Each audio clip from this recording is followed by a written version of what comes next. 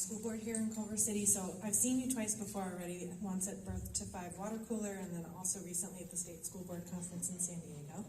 So I'm excited to hear education come first amongst an audience that isn't full of educators. That makes me happy.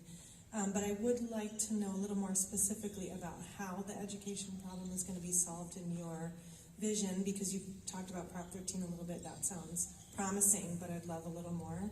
And I want to know if you and your campaign team have talked about the chutzpah question, meaning California is really poised to kind of take on the White House right now, and that person is going to have to have a lot of that, right? And so I just want to know if you guys have talked about that and what that conversation looks like.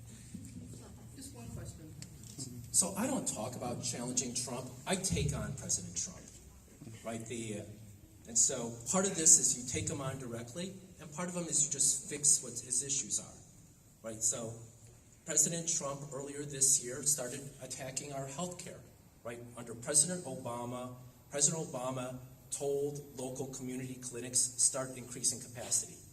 For those of you who don't use community health clinics, they serve 1 in every 7 Californians.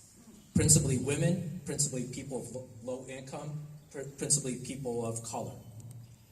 I was told that we had 4 community health clinics shut down earlier in the first half of the year, or around the first half of the year, because President Trump took office, right? Because President Obama said increase infrastructure, increase services. When the funding model was under duress, challenged by the White House and Congress, those clinics went under.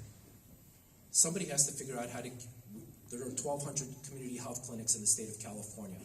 Those serving immigrants in Los Angeles to those serving rural counties. I find solutions, right? Not perfect solutions, but sometimes interim solutions.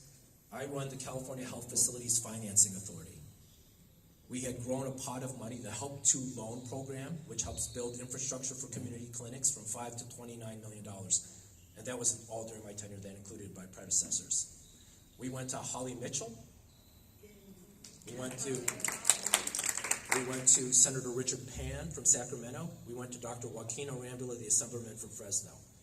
We said, we found this pot of money, or we want to repurpose this money because we want to keep community health clinics afloat in the state of California. Please don't use that money for other purposes, right? Because when you tell legislators we found some money, you're at risk, right? Because they're going to use it for their pet project. I appreciate them not, as once we disclose that, not only not using it for other purposes, actually using it for the purposes.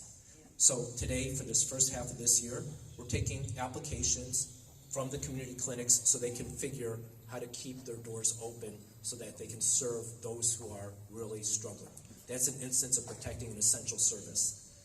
Different way, you saw that the House plan passed would eliminate the tax exemption for private activity bonds. Now that's technical, right? This is where I'm different than others. For those of you who don't understand it, 66% of the affordable housing in the state of California involves the use of private activity bonds. If you want to build an airport, private activity bonds.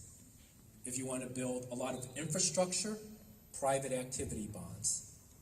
So the devastation, despite the words that the president wants to invest in infrastructure, he was taking the House plan, taking one of the biggest tools away to build critical infrastructure. I led a coalition. I was recruiting the nonprofit and for-profit housing community to go back and challenge President Trump. I did a press conference in San Diego, bringing housing advocates, saying this would destroy affordable housing in the state of California. We lost in the House, but we got the senator, I think out of Utah, right, who's a champion, who's sensitive, has relationships, to go against the private activity bonds they didn't have in the Senate. So we're able to preserve the private activity bonds so that we can continue to finance housing. And then a third earlier on, when President Trump was moving on banning Muslims, right, I put out a letter, and I was trying to recruit I was just trying different segments, right? I was recruiting Asian, Pacific, American elected officials throughout the country, right? Because I wanted to rally the Asian community to say we're going to protect our Muslim sisters and brothers. Right? So I think it shows a little bit of the diversity, whether it's financing, whether it's advocating, whether it's, recruiting leaders from across the country to challenge President Trump. We will do anything. We will do everything. We were all in, all hands on deck, to figure out how we can be most effective in pushing back the agenda that is not reflective of California values.